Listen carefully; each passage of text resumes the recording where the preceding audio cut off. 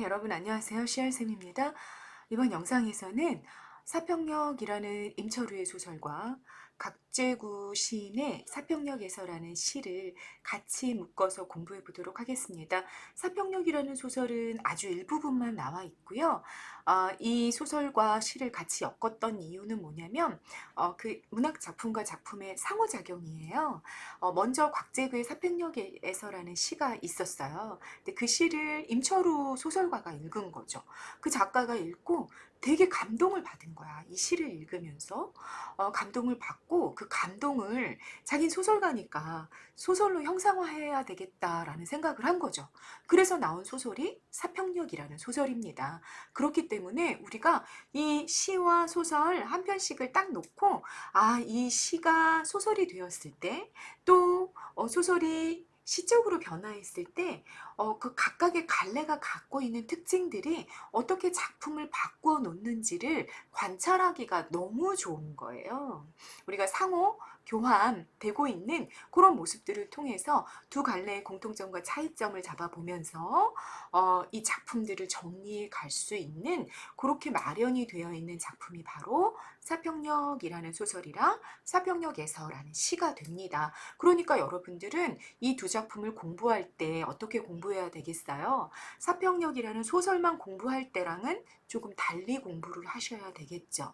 사평역이라는 소설만 공부하게 될 때는 이 소설이 갖고 있는 독특한 시점상의 특징이라든지 이런 것들을 주로 우리가 보게 되어 있단 말이에요. 상징적인 의미도 보게 되고 그렇게 될 테지만 이걸 시랑 엮을 때는 이 시와 어떤 공통점을 갖고 있고 또 소설로 바뀌면서 어떤 차이점들을 드러내게 됐는지 이런 게 가장 중요한 핵심이 될 거다라는 얘기를 미리 제가 좀 드리겠습니다. 그래서 그 부분이 나타나면 놓치지 않고 딱 머릿속에 기억하고 가야 되는 거 그거 잊지 말고 기억하면서 쌤이랑 같이 작품을 한번 살펴보도록 하겠습니다. 먼저 소설 사평역 핵심 정리부터 들어가 봅시다. 네, 단편소설이고요. 서정소설이에요. 서정소설이라는 건 뭐가 부각된다는 거야? 인물의 정서가 부각이 되는 서정이라는 것 뜻 자체가 그거죠. 부각되는 소설이다 이런 뜻입니다. 성격이 당연히 서정적이고 현실 반영적. 현실 반영이라는 건 당대의 현실, 언제? 산업화 시기. 1970년대, 80년대 산업화 시대에 굉장히 그 산업화로부터 소외당한 가난한 사람들의 삶의 모습을 그려주고 있는 그런 소설이 사평역이라는 소설이 됩니다. 그래서 현실 반영적이고요. 감각적이야. 이 시를 먼저 읽고 시로부터 영감을 얻어서 소설을 창작했기 때문에 굉장히 감각적인 표현들이 돋보이는 부분들을 배경 묘사라든지 이런 부분들에서 우리가 좀 찾아볼 수 있게 됩니다. 공간은요. 눈이 내리는 어느 시골 간이역이에요. 시랑 동일합니다.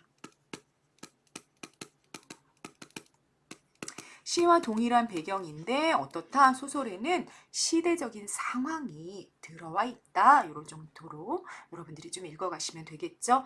자, 인물 어떠냐면요. 사평역은 굉장히 중요한 특징이 있는데 특별한 주인공이 없어요. 그리고 여러 명의 인물들이 차례로 생각하는 모습들이 이렇게 기록이 되면서 돌아가거든요. 인물들이. 그래서 굉장히 독특합니다. 주인공이 없는 소설. 인 거지. 우리 대부분의 소설들은 중심 인물이 한 명 정도 있는 거 알고 계시죠? 그런데 이 소설 같은 경우는 그런 중심 인물이 없어요. 그래서 그 소설 본문에 아주 독특한 특징들을 나타내게 되는데 사실은 사평역에서라는 시랑 연결해서 읽을 때 그게 부각이 되면서 우리가 기억하고 가야 되는 지점이 되진 않아요. 그래서 그냥 이 정도의 특징이 있구나 정도만 알고 가시면 되겠습니다. 네, 그 다음 보시죠. 구성. 현재 장면이랑 과거 장면이 교차되는 것도 나올 거고 인물들이 총 9명들이 등장하는데 9명의 인물들을 통해서 그들의 고단한 삶의 이력을 병렬적으로 요거 뭐야? 독립적으로 그리고 대등하게 9명의 인물들을 차례차례 나열해 주는 거죠. 이런 병렬식 구성을 취하고 있어요. 근데 여러분 본문에서는 그걸 부각해서 기억할 필요는 없습니다. 자, 시점은요. 3인칭 전지 작가 시점을 취하고 있어. 다시 말하자면 서술자가 작품의 안에 있다는 얘기야, 밖에 있다는 얘기야? 서술자가 작품의 밖에 있으면서 전지 모두 알아. 모든 인물들의 내면 심리도 다 알고 그 사람들의 과거의 삶의 내용들, 과거에 겪었던 사건들 다 아는 서술자가 그 인물들에 대해서 독자들에게 설명해주는 그런 방식, 그게 3인칭 전지 작가 시점이죠. 그러면서 특정 인물을 서술의 주체로 활용합니다. 그 특정 인물이 어떻게 되고 있다? 계속해서 바뀌어가는 거. 그걸 여러분들이 이 소설 전체에서는 좀 확인하게 되거든요. 그게 특징이 됩니다. 그런데 이 여러분 본문에서는 그렇게 썩 부각되지 않는 내용이 됩니다. 이거 역시 제재는 주제와 관련된 소재, 사평역 대합실에서 열차를 기다리는 다양한 사람들의 삶이 이 주제와 연결되어 있는 핵심 소재들이 되겠습니다. 주제는 그럼 뭐냐? 동시대를 언제 산업화 시기를 살아가는 사람들의 고달픈 삶의 역정, 고립된 개인들의 고단한 일상의 삶, 대합실 안에 사람들이 모여 있어. 모여 있는데 서로 대화를 나누지 않아요. 서로 대화를 나누지 않고 그냥 침묵하고 하면서 막차를 기다리고 있다가 차가 도착하니까 차를 타고 그냥 가버리거든요. 그렇기 때문에 굉장히 외롭고 고립되어 있는 모습 이런 것들이 좀 드러난다 그 얘기입니다. 산업화 시대의 다양한 인간 군상이라는 건 무리를 말하는 거죠. 굉장히 다양한 무리들이 있는데 그런 사람들의 삶의 연실을 드러내고 있다. 힘겨운 삶과 인생의 본질에 대한 성찰이다. 시골 간이역 어디 가리키는 거예요? 서평역을 가리키는 거죠. 간이역의 풍경과 그 속에서 깨닫는 삶의 의미라든지 마지막에는 소외된 사람들의 고달픈 삶과 그에 대한 따뜻한 애정 요거는 누구를 통해 드러나냐면요. 역장이라는 인물을 통해 드러나게 되거든요. 그래서 그런 부분들을 확인하게 되는 거 그런 게 주제인 소설이 사평역이라는 소설이 됩니다. 자, 특징 정리하고 가시죠. 1번이 별표입니다. 곽재구의 시 사평역에서에서 소설적 상상력을 가미해. 그래서 서사적으로 재구성한 작품이야. 서사적으로 재구성했다는 건 인물을 만들어내고 사건을 만들어내고 배경을 구체적으로 부여해서 그렇게 인물 사건 배경이 있는 그런 소설로 형상화했다. 그 얘기가 되는 거죠. 원시는요, 여러분 1인칭이야. 원시는 뭐 말하는 거야? 사평역에서라는 시를 말하겠죠. 거긴 1인칭이야. 다시 말해 사평역에서는 시의 표면에 등장하는 나라는 시적 화자가 있단 얘기예요. 그게 이제 시란 말이야. 그런데 그 원시의 분위기 그리고 주제 요거는 유지한 채 시점은 3인칭 전지작가 시점으로 이동을 시킵니다.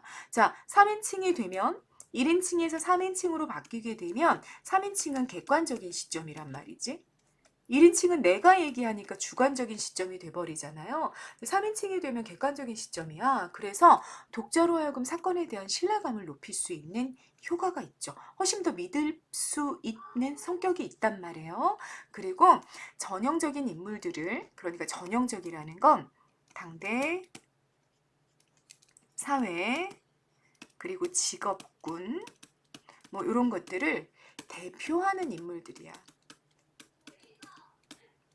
이런 인물들을 구체적으로, 자, 요게 별표입니다, 여러분. 구체적으로 현실성 있게 상세화시켜. 그러니까 다 인물들의 스토리를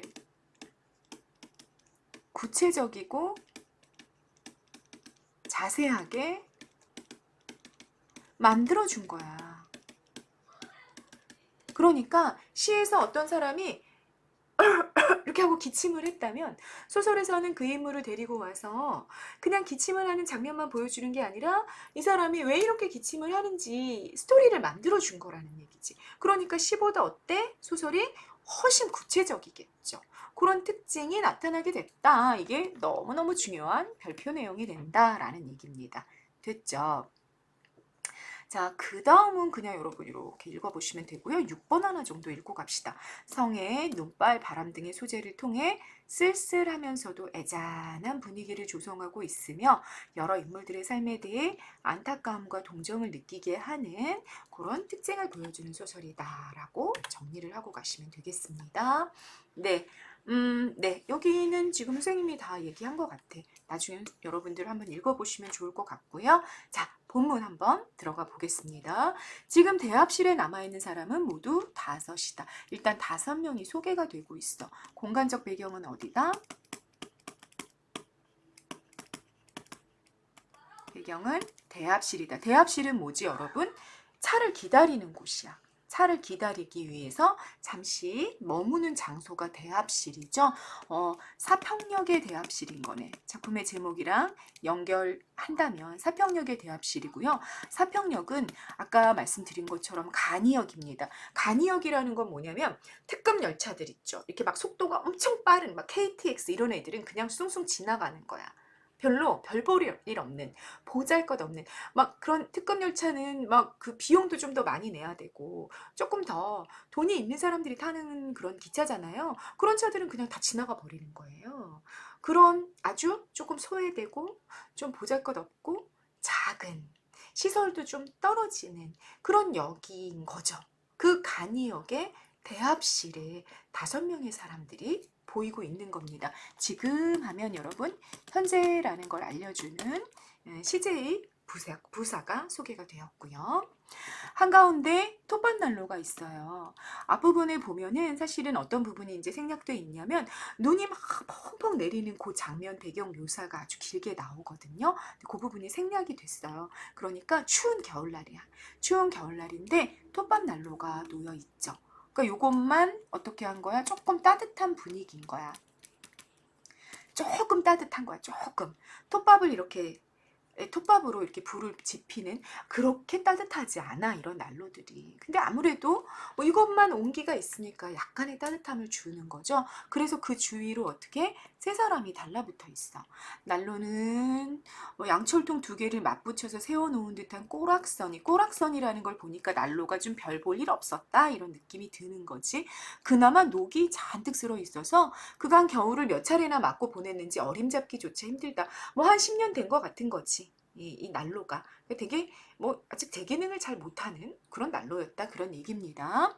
난로의 허리께에 톱날 모양으로 촘촘히 뚫린 구멍새로 톱밥이 타들어가면서 내는 빨간 불빛이 내비치고 있다. 하지만 형편없이 낡아빠진 그 난로 하나로 겨울밤에 찬 공기를 덮이기에는 어림도 없을 듯 싶다. 자, 분위기 어떻다?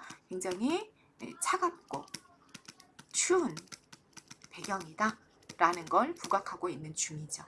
난로가에 모여있는 셋 중 한 사람만 유일하게 등받이 없는 의자에 앉아 있는데, 자, 여기 여러분 설명 방식 다 뭡니까? 이거 묘사하고 있는 거 보이시죠? 그죠? 여기까지는 배경이 묘사가 됐고요. 여기부터는 인물 묘사가 이루어지고 있는 중입니다.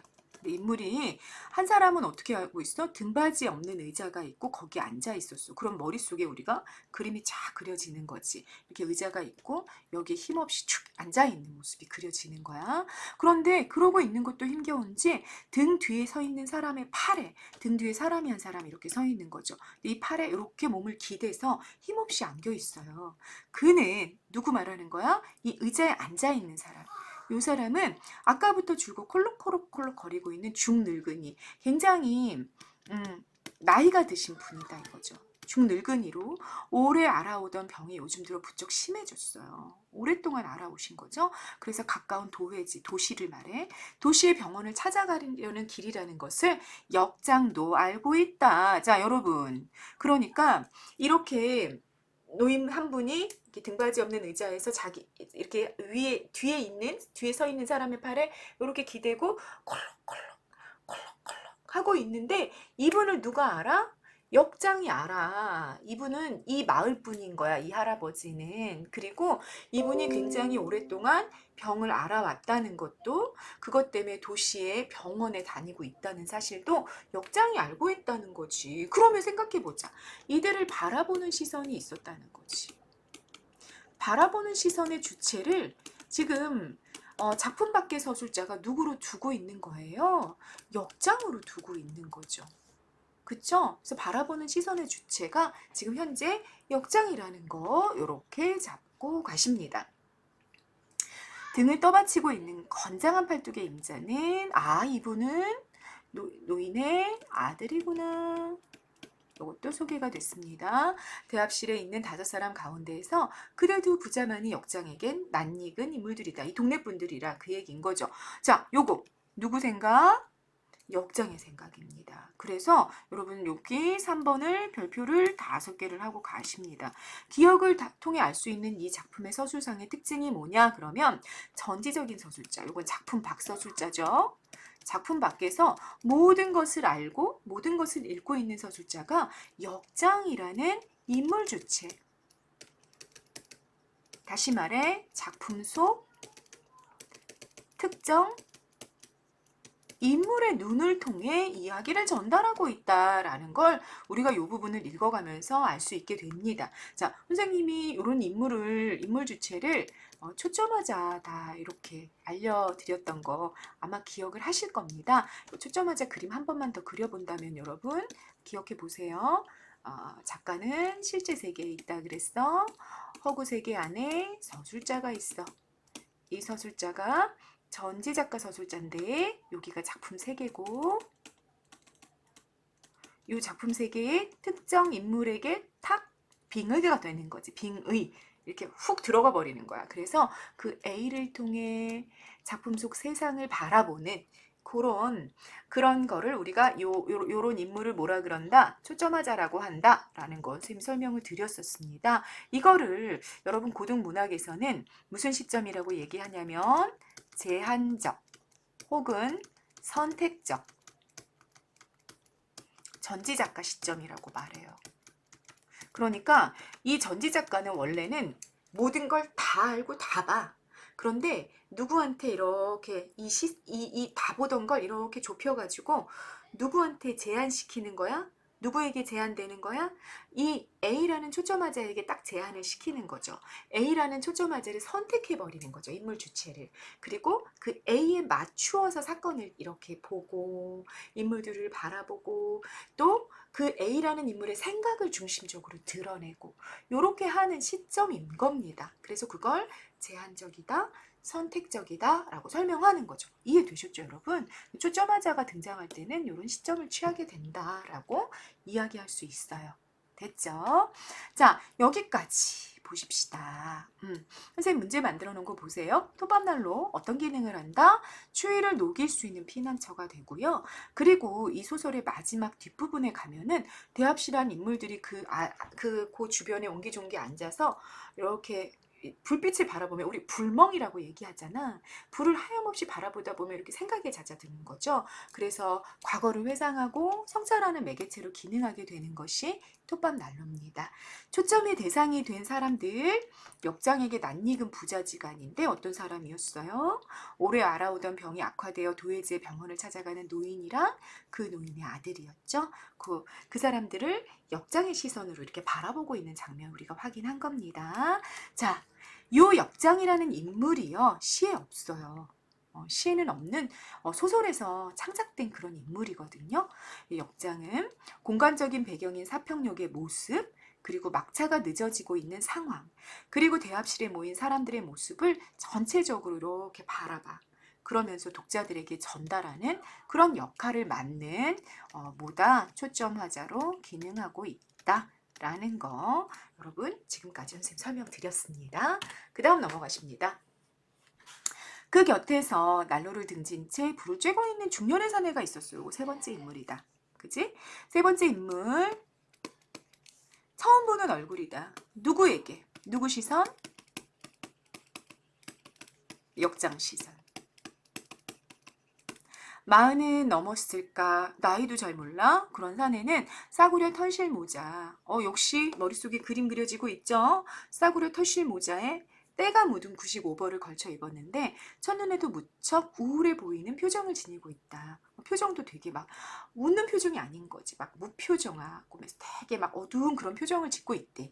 길게 자라있고 턱수염은 얼굴은 가무잡잡하고 유난히 번뜩 눈이 막 레이저를 쏘는 거지. 그런 눈빛이 왠지 섬뜩하다. 이런 것들은 사실은 요거는 이제 주관적인 인상일 텐데 여기 전체 부분은 인물의 외향이 묘사가 되고 있는 그런 부분이죠. 그래서 이렇게 객관적인 묘사를 하고 있는 와중에 역장이 바라보기에 굉장히 섬뜩해 보이기도 하고 우울해 보이기도 하고 그랬구나라는 정보들이 주관적인 인상들이 살짝살짝 노출되는 역장의 시선이 로 중년 사례를 바라보고 있는 그런 장면이 나오고 있는 중입니다. 오랜 세월을 햇볕 한오락이 들지 않는 토굴 속에 갇혀보는 사람처럼 사내의 눈은 기묘한 광채마저 띄고 있다. 자, 중년 사내에 대해서 소개했습니다. 누구 시선으로? 역장의 시선으로. 됐죠? 역시 주된 설명 방식은 이렇게 어떻게 표정은 어떻고 얼굴에 뭐 턱수염은 어땠고 이렇게 외양을 그려놓고 있었잖아. 묘사라고 얘기하는 거 알고 계시죠? 중년 사내의 분위기 되게 우울하고 섬뜩하고 이런 분위기였습니다. 뒤에 소설 뒷장면으로 넘어가면요. 이 토굴이 실제로 교도소예요. 교도소. 이 사람은 교도소에서 막 출소해서 나온 그런 사람이거든요. 그런 사람이 사평역 간이역에 와 있는 겁니다.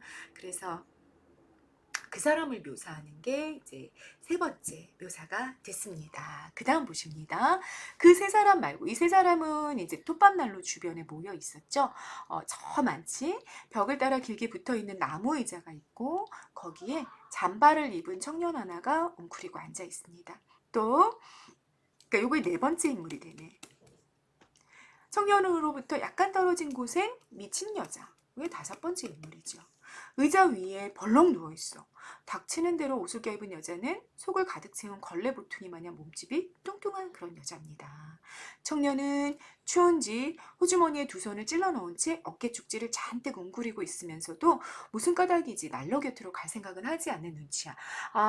이런 생각도 여러분, 이건 3인칭 전지작가 서술자라면 사실은 이 청년의 어떤 상황이라든지 내면 심리 다 알고 있어야 돼.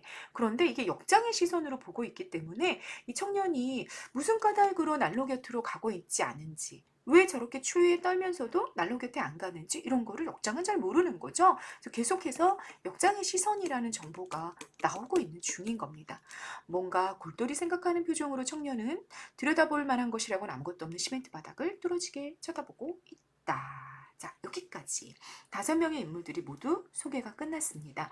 미친 여자, 청년, 뭐 이렇게 뭐 중년의 사내, 그리고 농부랑 그다음 노인 5명이 현재 막차를 기다리고 있는 인물들이에요. 공통된 특성이 뭐다? 요거 잡아보자. 상대방에게 말을 걸지 않고 홀로 있어. 고립이죠, 고립. 각자 사연은 다르지만 힘겨운 삶을 살고 있는 사람들이라는 거 알 수 있어. 노인은 병을 오래 앓았고 노인의 아들은 그 병에 걸린 부모를 모시느라고 굉장히 지쳐있고 그리고 중년 사내는 교도소에서 막 나왔고 청년은 뭔지 모르지만 큰 사연을 가지고 있는 인물인 것 같고 나중에 보면은 아주 좋은 대학을 다니고 있다가 운동권 데모를 하다가 이제 대학에서 쫓겨났어요. 그래서 아주 막막한 마음으로 고향으로 돌아가고 있는 그런 인물이거든요. 그리고 미친 여자. 모두 힘겨운 삶을 살고 있는 공통점이 있구나라는 걸 우리가 잡아볼 수 있습니다. 됐죠? 인물들 소개가 되면서 자, 여기까지가 여러분 본문에 나와 있는 내용들입니다. 이거를 각재의 시를 이제 선생님이랑 또 보게 될 텐데 이 공통점 차이점을 먼저 좀 잡아보고 갑시다. 공통점은요. 시에 막차도 등장하고 대합실, 눈, 톱밥 이런 소재들이 시에 있을 텐데 소설에도 그대로 등장했어. 그걸 확인할 수 있고요. 또 상황이 되게 비슷해. 가난한 서민들이 그 간이역 대합실에 모여서 막차를 기다리는 상황이라는 게 동일합니다. 공통점 잡으시고요. 별표입니다. 차이점. 시에서는 작품의 분위기와 나라는 1인칭 화자의 정서가 주로 형상화됐어. 이게 시의 특징인 거야, 여러분. 시의 특징. 뭐야? 분위기와 정서가 강조되는 게 시의 특징이라는 거지. 잡으셨죠? 다시. 시에서는 뭐가 중요하다? 인물의 정서랑 분위기가 중요하다. 그 얘기야. 그런데 소설에서는요. 인물들이 삶에서 겪은 아픔이 하나하나 구체적인 이야기로 서술되고 있다. 스토리를 만들어주는 거지. 그 시에서는 압축됐고 소개되지 않은 그런 스토리들이 막 살을 붙여가는 거. 그게 소설이 갖고 있는 큰 특징이다라는 거 아까도 말씀드렸습니다. 여러분, 요 내용이 별표 5개 너무 중요하다. 기억하고 가십니다. 그래서 결론적으로 두 작품은 소재, 아까 비슷하다 그랬잖아요. 분위기, 주제 면에서는 상당 부분 유사합니다. 그렇지만 갈래적인 차이를 고스란히 잘 보여주는, 시는 정서와 분위기가 중요해, 소설에서는 스토리가 중요해, 이런 갈래적인 차이를 너무 잘 보여주는 작품이 된 겁니다. 됐죠? 포인트로 잘 잡고 가십니다. 요것도 별표 5개. 자, 그러면 이렇게 임철우라는 작가가 소설을 쓰게 만들었던, 너무 감동을 줬던 시가 도대체 뭐였을까 궁금하죠? 곽재구의 사평역에서라는 본문 한번 보시겠습니다. 막차는 좀처럼 오지 않았다. 자, 여러분, 벌써 분위기 플러스 마이너스. 벌써 분위기 마이너스. 막차라는 건 제일 마지막에 오는 차잖아요. 그걸 이제 그 차 뒤로는 끊겨. 그러니까 굉장히 밤이 늦은 시간이었겠지. 그 시간에 차를 타고 가는 사람들은 하루를 굉장히 고단하게 보내고 어딘가로 가고 있는 사람이라는 느낌이 들죠. 그런데 그게 오지 않아, 차가. 막차는 기다림의 대상이라고 볼 수 있을 것 같아. 예. 그 기다림의 대상이 뭐인지는 사람마다 다르겠지. 이게 시가 갖고 있는 함축적성이잖아. 모두 다 갖고 있는 의미가 조금씩 달라. 그러나 각자 기다리는 것들이 있고 우리 인생에서 그것들이 잘 오지 않지. 그런 것들을 의미하는 것처럼 보이는 아주 상징적인 문장으로 시가 출발을 한 거죠. 막차는 좀처럼 오지 않았다. 대합실 밖에는 공감, 대합실 나왔고요. 밤새 송이눈이 쌓이고 겨울이라는 계절적 배경도 나왔습니다. 간이역 대합실, 만남과 헤어짐이 반복되는 공간이자 기다림의 공간이고 서민들의 고통스러운 삶을 잠깐이나마 바라볼 수 있는 공간이고요. 또 굉장히 소외, 파편화, 가 부각되는 그런 공간이기도 합니다. 왜냐하면 여기에는 사람들이 잠깐 모였다가 흩어진단 말이야. 그래서 여기서 뭔가 진한 어떤 관계를 맺어가지는 않죠. 그렇기 때문에 아주 짤막한 그런 짧게 있는 공간이기 때문에 서로 이렇게 인간적인 연대나 유대가 만들어지는 그런 공간이라고 볼 수는 없어요. 그렇기 때문에 더 외롭고 더 쓸쓸한 그런 분위기를 부각하게 되는 거죠. 대합실이. 이해가 다 되셨죠? 여러분 대합실에서 만난 누구랑 평생 친구 만들어요? 그러지 않는다 그 얘기예요. 이해되셨죠?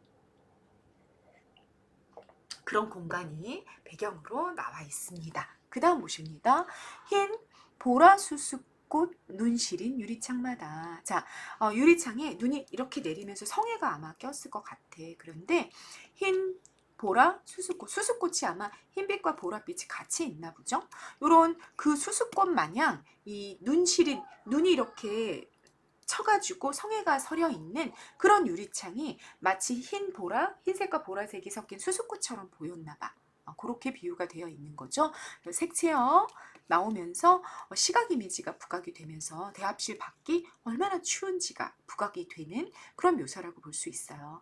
그런데 그렇게 바깥은 추운데 그 안에서 톱밥난로가 지펴지고 있었어. 따뜻한 분위기를 드러내는 플러스의 시어가 나온 겁니다. 자, 그래서 우리가 감각 이미지의 대조를 확인하고 갈 수 있게 된다. 그 얘기입니다. 눈 시린 유리창은 시려, 차가워. 톱밥난로 어때? 따뜻해. 요 감각 이미지의 대비가 나타난 거예요. 그건 뭐야? 촉각이지. 우리가 차가운 걸 느끼거나 따뜻함을 느끼는 거는 피부로 느끼는 거니까. 그래서 촉각 이미지의 대비가 나타났다라는 것까지 여러분 감각 이미지 나온 거 확인하실 수 있습니다. 여기까지 중심 내용을 정리하고 보면 대합실의 풍경이 분위기가 부각이 됐는데 굉장히 쓸쓸하고 추운 분위기가 부각이 됐다라는 거. 아, 시라서 시적인 특징이 너무 잘 드러난다 느낌이 오시죠? 됐죠? 그 다음 금음처럼, 금음달처럼 또는 한 달이 거의 지나가는 마무리 기간인 것처럼 금음이라는 건 보름달이 지는 그런 시기잖아. 그 금음처럼 지교 며칠 조라. 그러니까 여러분 보름달이 이렇게 막 동그랄 때는 그럴 때는 되게 생명력이 충만한 풍성한 모습인데 이게 점점 사그라들어 가지고 이렇게 되는 거지. 이렇게 남아. 이 상태가 되면 막 에너지가 다 빠져 있는 그런 상태라고 보여지는 거지.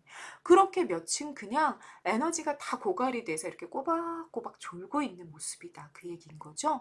몇 명은 감기에 쿨럭이고. 요 장면 보십니다. 자, 어떤 풍경이 그려지고 있다?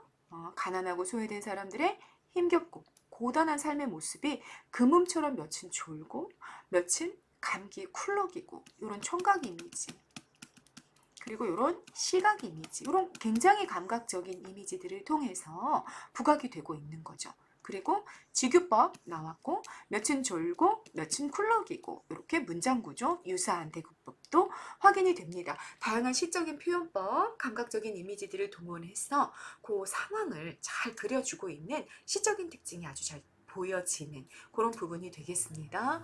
그리웠던 순간들을 생각하며 나는 자, 표면에 등장하는 화자 나왔다. 1인칭 화자죠. 한 줌의 톱밥을 불빛 속에 던져 주었다. 그리웠던 순간들을 생각하며 그리웠던 순간들 여러분 자 여기 문제 만들어 놨어. 그리웠던 순간이니까 아마 과거인 것 같은데 내가 지금 현재 그리워하고 있다라는 건 그 과거가 현재와는 정반대일 거라는 걸 우리 추측할 수 있는 거지. 현재가 플러스 마이너스 굉장히 차갑고 쓸쓸하고 그렇다면 내가 그리워하는 과거는 아 밝고 따뜻했던 순간들이었겠구나 이런 생각이 가능해진다 그 얘기야. 그 과거에 밝고 따뜻했던 그 순간들을 생각하면서 내가 어떻게 했냐면 한 줌의 톱밥을 불빛 속에 던져줍니다. 자, 요 톱밥 여러분 요거 무슨 기능? 따뜻하게 해주는 기능인 거지. 근처에 있는 사람들까지. 그래서 플러스다 라는 거 여러분 잡으실 수 있습니다. 그래서 나중에는 이게 뭐 위로, 연민, 그 다음 인간과 인간 사이의 정 이런 것들을 의미하는 시어가 됩니다. 됐죠? 넘어가 봅니다. 내면 깊숙이 할 말들은 가득해도 그 대합실에 모여있는 사람들이 할 말이 많아 인생에 대해서 야 인생 이따위로 나는 이렇게 고단하게 살고 누구는 잘 살고 이래도 되는 거야 막 이런 식으로 막 불평하고 불만을 하고 막 비난하고 막 이러고 싶은 말들이 얼마나 많겠어. 가난하고 고단하게 살아가니까 그치?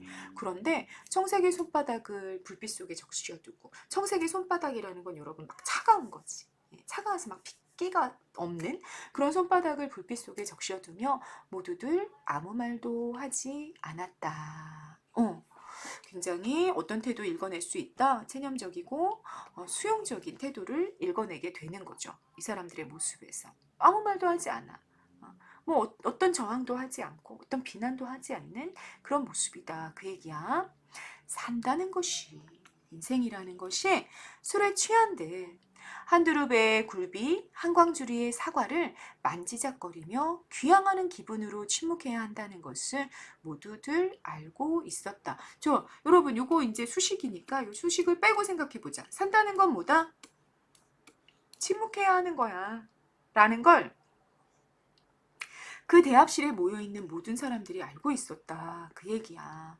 자, 뭘까? 여러분, 요 수식이 의미하는 건 또 뭘까? 이거지. 자, 우리가 막차를 기다려. 어디로 가고 있어? 집에 아마 가는 거겠지? 대부분의 사람들이 집으로 가는데 집으로 갔다가 어떻게 될 거야? 내일 아침이면 또 고단한 일상으로 돌아갈 거야. 그리고 내가 아무리 불평하고 불만하고 비난하고 비판해도 삶은 바뀌는 게 있어 없어? 바뀌는 게 없어. 그냥 나 고등학생의 삶, 이 고등학생의 삶이 너무 가혹해. 너무 힘들어. 그리고 공부만 최고야? 난 딴 거 하고 싶어. 막 저항해. 그래도 바뀌는 거 있어 없어? 바뀌는 게 없어. 그래서 그냥 어떻게 하는 거냐면 마치 술에 취한 것처럼 깨고 나면 다시 일상으로 돌아가는 것처럼 또는 어, 내가 고향을 떠나와서 도시에서 되게 힘들게 일했어. 도시에 힘들게 해서 막 이렇게 예를 들어 정말 한 몇십만 원밖에 못 받는 알바 하는 거야. 그러다가 어느 날 명절이 돼서 고향으로 돌아가는 거지. 고향으로 돌아갈 때 그래도 뭐 하나라도 사가야 될 거 아니야. 그래서 정말 아주 소소한 선물 하나를 사는 거지. 그리고 귀향해. 고향으로 돌아가는 거지. 그러면 그리운 사람들을 만나고 내 집으로 돌아가니까 얼마나 기대감도 있고 설렘도 있고 그러겠어. 그런데 아는 거야. 아는 거. 뭘 알아? 귀향했다간 어떻게 해야 돼? 다시 돌아가야 돼, 일상으로. 어, 그러니까 가서 굳이 내가 이렇게 살고 있어. 나 엄마 나 너무너무 살기 힘들어. 막 이런 얘기 굳이 할 필요 있어 없어. 어차피 거기로 돌아가야 돼. 할 필요 없는 거지. 그냥 침묵하는 거지. 그래야 된다라는 거. 그냥 견디는 거구나, 삶이라는 건. 침묵하면서 버티는 게 인생이로구나. 이런 걸 모두들 알고 있는 것처럼 보였다. 그 얘기입니다. 이해가 다 되시죠? 자, 삶이란 지친 영혼의 안식처가 되는 고향에 가는 듯한 마음으로 얼마간의 기대감과 얼마간의 그런 설렘이 있지만 그러나 다시 돌아가야 된다라는 사실을 알고 있기 때문에 현실의 고통을 견뎌가는 거 그것이다. 삶을 그렇게 생각하고 있는 거야. 그러니까 이 사람들은 굳이 말을 해 안 해. 굳이 말하지 않아. 굳이 불평하지 않아. 그냥 어떻게 침묵해야 하는 것을 알고 있는 거죠. 됐죠? 오래 앓은 기침 소리, 쓴 약 같은 입술, 담배 연기 속에서, 쓴 약 같은 입술 담배 연기 속에서. 자, 여러분, 요런 표현들 같은 경우 담배 연기가 자 이런 표현 봅시다. 쓴 약 같은 입술 담배 연기 이러면 쓴 약 같았다 그럼 미각이잖아.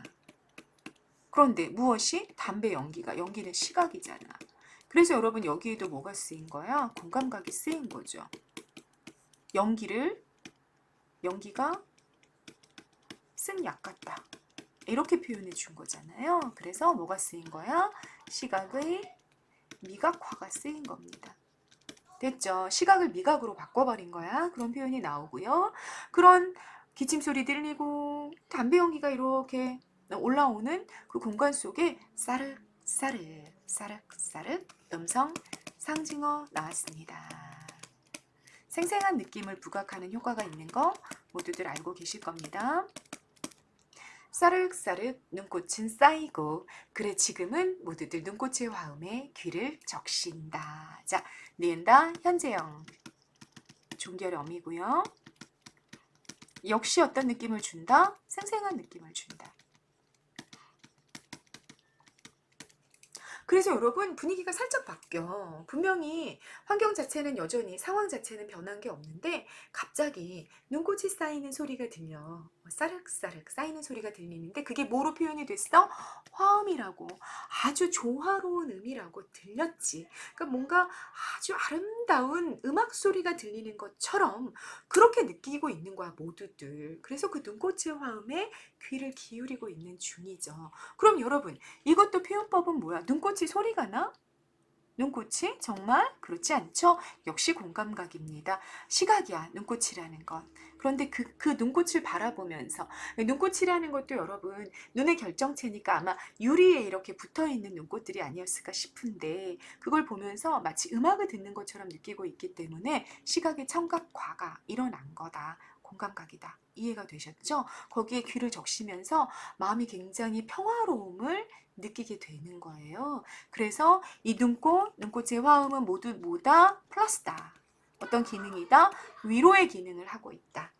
사람들을 잠시라도 이렇게 좀 따뜻하고 밝은 느낌이 들게끔 만들어주는 그런 소재다라는 거 기억하고 가시면 됩니다. 그 다음 가십니다. 자정이 넘으면 낯설음도 뼈아픔도 다 설원이야. 눈 덮인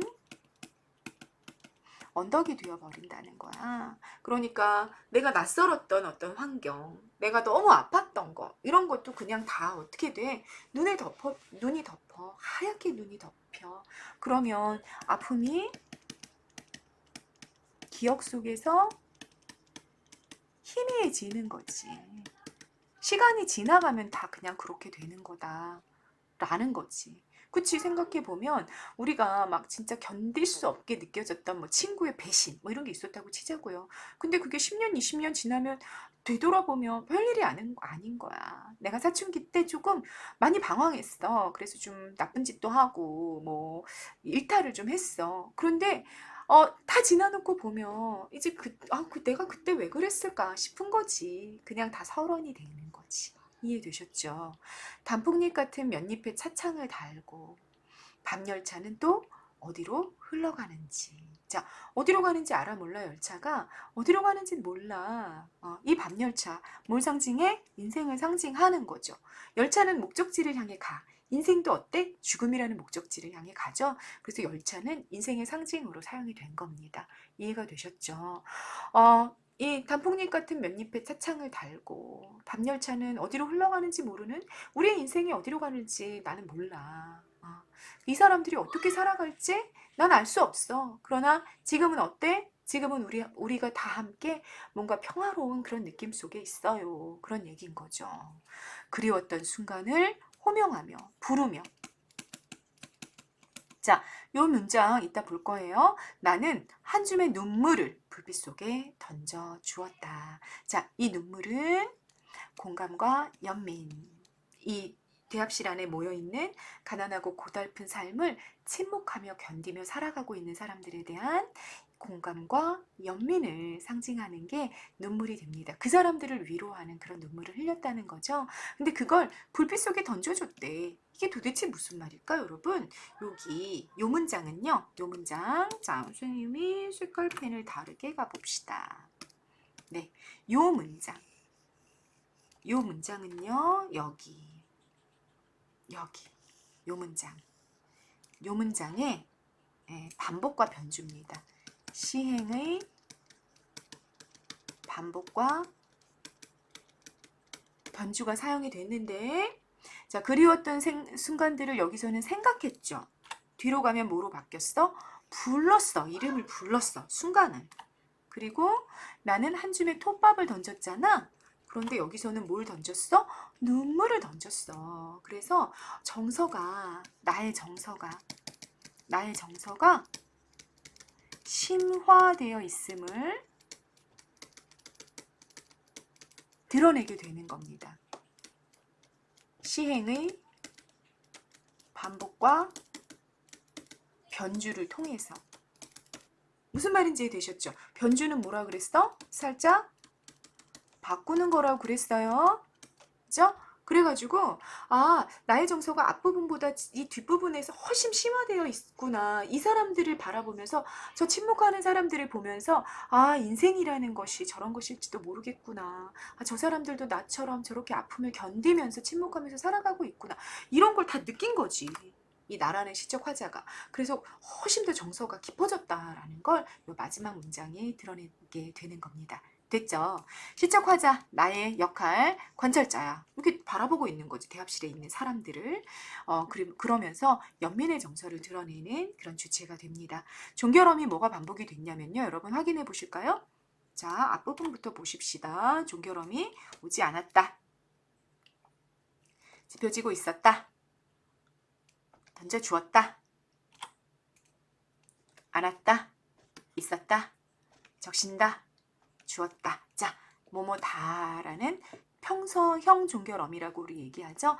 일반적인 문장 형태지. 평서형 종결어미를 계속 반복하고 있었어. 그래서 이게 우리는 운율면에서는 뭐라 그런다? 가군이라고 그런다. 종결어미가 반복되는 거. 가군이 나타났고요. 이 가군은 되게 담담한 뭐뭐 했다. 담담한 어조를 아주 우울하고 쓸쓸한 분위기 속에서 담담한 느낌을 주는 그런 어조가 되는 겁니다. 그래서 감정을 절제하는 효과를 가지고 왔죠. 이것도 별표하고 시의 특징으로 좀 기억하고 가십니다. 됐죠? 자, 시구가 소설이랑 좀 요번에도 이제 소설이랑 한번 비교하는 작업이야. 마무리. 대합실 밖에 밤새 송이눈이 쌓였다. 소설에서는 이 송이눈이 내리는 대합실 밖 풍경이 훨씬 더 구체적으로 묘사가 돼요. 그러니까 소설은 시에 살을 붙이는 작업을 굉장히 많이 했다라는 거 우리 알 수 있는 거지. 오래 앓은 기침 소리 요 시의 구절도 소설에서는 병을 앓고 있는 노인의 기침 소리, 그리고 그것을 통해 중년 사내가 떠올리는 감방장 허씨의 기침 소리로 구체화되어 나타나고 있습니다. 그러니까 식구들이 소설로 들어오면서 다 살을 이렇게 덧붙여가지고 구체화되어 가고 있는 게 소설이 갖고 있는 특징이야 라는 거 선생님 다시 한번 좀 부각하고 싶어가지고 뒤에 달아봤습니다. 됐죠? 네. 이렇게 시와 소설을 함께 비교하면서 시가 소설로 바뀌었을 때 어떤 특징이 나타나 있는지 보면서 아주 서정적인, 아주 연민의 정서가 부각이 되는 그런 소설과 시 묶어가지고 같이 한번 살펴봤습니다. 자, 시와 소설의 차이점을 분명하게 여러분 기억하고 갈 수 있으면 이번 영상에서는 제대로 공부했다라는 느낌이 듭니다. 네, 이번 영상 여기까지 찍겠습니다. 감사합니다.